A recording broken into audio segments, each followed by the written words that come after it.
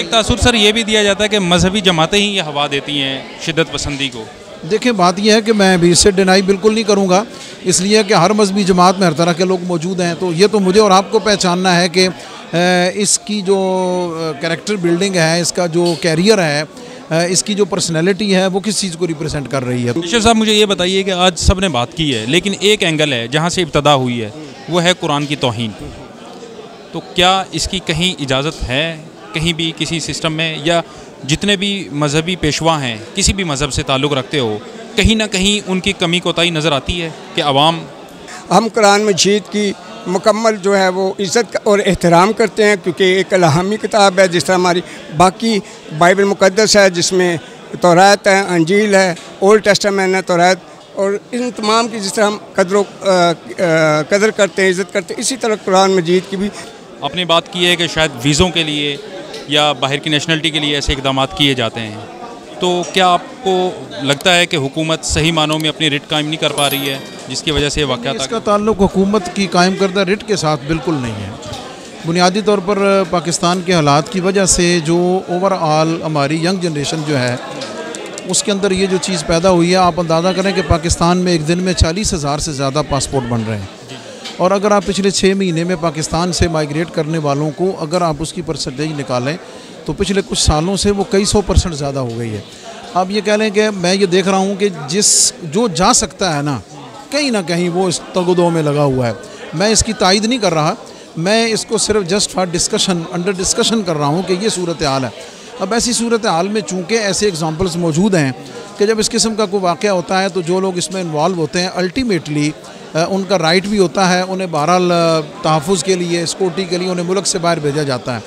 वहाँ जब जाते हैं तो उनके पास एक बड़ा मजबूत एविडेंस होता है, FIR की सूरत में, वीडियोज़ की सूरत में, और अल्टीमेटली बाहर का कानून उन्हें सिक्योर करता है। इस हवाले से तो एक जनरल सी बात है कि इस किस्म की चीज़ें हमारे मुल्क में पल रही हैं। एक तासुर सर ये भी दिया जाता है कि मजहबी जमातें ही ये हवा देती हैं शिद्दत पसंदी को। देखिए, बात यह है कि मैं भी इससे डिनाई बिल्कुल नहीं करूँगा, इसलिए कि हर मजहबी जमात में हर तरह के लोग मौजूद हैं। तो ये तो मुझे और आपको पहचानना है कि इसकी जो कैरेक्टर बिल्डिंग है, इसका जो कैरियर है, इसकी जो पर्सनैलिटी है, वो किस चीज़ को रिप्रेजेंट कर रही है। तो मेरे ख़्याल में हर जगह हर तरह के लोग मौजूद हैं, तो इसलिए ये उसको आइडेंटिफाई करना तो मेरा और आपका काम है कि ये किस तरफ लेके जाना चाह रहा है। लेकिन इसमें जो मसाजिद से ऐलान करके लोगों को मुश्तइल करना है, ये प्रैक्टिस जो किसी ऐसे मौका पर होती है, वो सख्त तरीन नुकसानदेह है और इंतहाई मज़मूम है।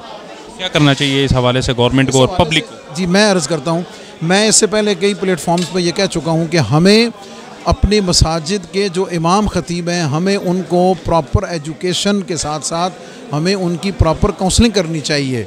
हमें उनको इस किस्म के वाक़यात और हादसात के हवाले से ट्रेनिंग देनी चाहिए कि अगर आपके इलाके में अगर कोई ऐसा वाक़या होता है तो आपने उसको डील कैसे करना है, आपने उसको हैंडल कैसे करना है, ना ये कि आपने उसको जल्दी के ऊपर तेल का काम अदा करके तो आपने उसको आगे बढ़ाना है। ये बहुत कब करेंगे और कौन करेगा सर? ये मैं और आप करेंगे, हुकूमत करेगी। हम ये बात हो रही है तो ये उसकी स्टार्टिंग ही है ना, इंशाल्लाह आगे बढ़ेगी। मैं इन फ्यूचर हम देखेंगे इंशाल्लाह ज़रूर होगा, इंशाल्लाह ज़रूर आएगा। मैं इस वक्त 3 बिशप काउंसिल हैं, जिनका मैं चेयरमैन भी हूँ, चीफ पैटर्न। शेख साहब, मुझे ये बताइए कि आज सब ने बात की है, लेकिन एक एंगल है जहाँ से इब्तदा हुई है, वो है कुरान की तौहीन। तो क्या इसकी कहीं इजाज़त है कहीं भी किसी सिस्टम में, या जितने भी मजहबी पेशवा हैं किसी भी मज़हब से ताल्लुक़ रखते हो, कहीं ना कहीं उनकी कमी कोताही नज़र आती है कि अवाम? मैं पेशवा की जो बात कर रहे हैं, जो मुस्लिम हमारे दीन के पेशवा हैं, उनकी तो अभी बाद में बात करते। पहले तो बात है कि जो ये जो किताब इलाही है, ठीक है, और इसमें हम वो तमाम जो बातें लिखी हुई हैं, जो हमारे दीन के मुतालिक लिखी हैं, नबियों की, हम उन पर ईमान रखते हैं।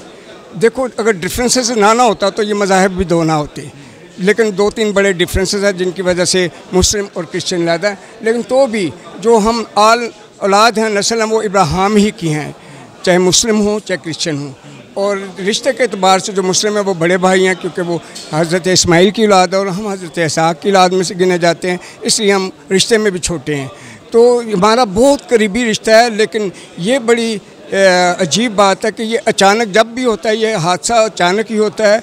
हम कुरान मजीद की मुकम्मल जो है वो इज़्ज़त और एहतराम करते हैं, क्योंकि एक इल्हामी किताब है। जिस तरह हमारी बाकी बाइबल मुक़द्दस है, जिसमें तौरात है, अंजील है, ओल्ड टेस्टामेंट है, तौरात, और इन तमाम की जिस तरह हम कदर करते हैं, इज़्ज़त करते हैं, इसी तरह कुरान मजीद की भी, ना सिर्फ कुरान। सर अवाम तो आप लोगों को मानती है ना, किसी भी मज़हब के रहनुमा हों, आप अपने उसके रहनुमा हैं, तो आपको ही फॉलो करते हुए सारे इक़दाम ये होते हैं ना, तो कमी कोताही कहीं आपकी साइड से तो है ना? आपकी साइड से मुराद जो उलमा है। मैं ये कहता हूँ कि अभी उलमा हमारे साथ आलम दीन खड़े थे मुस्लिम, उन्होंने बहुत अच्छी बात की है कि ये मसाजिद ही से होगा, ये चर्चेज़ ही से होगा, और हमारे चर्चेज़ ऑलवेज़ मोहब्बत का पैगाम देते हैं, और आपने हमारी तरफ से कभी भी बहुत कम होगा, हो भी सकता है लेकिन कोताही हो, लेकिन मोस्टली जो है ना मोहब्बत का पैगाम देते हैं।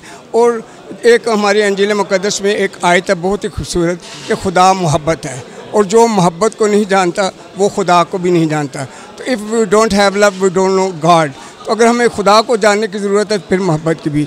इसी पहली से जो है हम उसे जीसस क्राइस्ट के फॉलोअर हैं और अमन का पैगाम देते हैं। लेकिन ये साना जो है इसके लिए जो हुकूमत की तरफ से अब कोशिशें हो रही हैं, उलमा की तरफ से कोशिश, तमाम आलम दीन इस वक्त मौजूद थे, चर्च की तरफ से भी, इस्लाम की तरफ से भी, तो हम मुतमईन हैं इनके इकट्ठे होने पर, और इस बात को जो है काफ़िर किरदार तक उनको जिन्होंने ये ऐसा आसान किया पहुँचाने पर, और हम शुक्रगुज़ार हैं आसिम साहब के लिए भी, जो जनरल हैं हमारे chief of army staff Asim Munir साहब, उनके भी शुक्रगुज़ार हैं उन्होंने भी। और जो हमारे निगरान वज़ीर-ए-आज़म में सबसे पहले उन्होंने कहा कि हम फौरी एक्शन करेंगे, और जो आप मुतमईन हैं हुकूमती सतह पर, जो भी हम हुकूमती सतह पर मुतमईन हैं, लेकिन हम ये चाहते हैं कि आइंदा इसकी रोकथाम की जाए, ना कि हर वक्त हम मुतमईन ही रहें, अमन का पैगाम दें। मैं खुद अमन, पीस एंड नेशनल क्या करना चाहिए रोकथाम के लिए, क्या आपने तजावीज़ दी? मैं पाकिस्तान एयरफोर्स का रिटायर्ड ऑफिसर भी हूँ। एक दफ़ा हमारे बेस कमांडेंट का आलम थे, उन्हें बुला लिया, उन्होंने कहा कि आप कहते हैं जनाब अगर जुम्मे का अगर आप अजान सुनते हैं तो मस्जिद की तरफ नहीं आते तो आप जहन्नमी हैं। तो कहता है कि आप ये क्यों नहीं कहते कि अगर आप अजान सुनते हैं तो आप मस्जिद की तरफ आएँ ताकि आप जन्नत में जाएँ। उन्होंने कहा पॉजिटिव जो है जुमला वही है, लेकिन ये उन्हें जहन्नम में ना पहुँचाएँ, उन्हें आप बहिश्त में पहुँचाएँ। और इस तरह हमें भी पॉजिटिव लीडर्स को, चाहे चर्च लीडर्स हैं, चाहे उलमा हैं, चाहे हिंदू लीडर हैं, चाहे सिख लीडर हैं, जो दीन से ताल्लुक़ रखते हैं, अपने अपने मज़हब से ताल्लुक़ रखते हैं, उन्हें पॉजिटिव होना चाहिए और पॉजिटिव मैसेजेस होने चाहिए। Thank you. Thank you very much.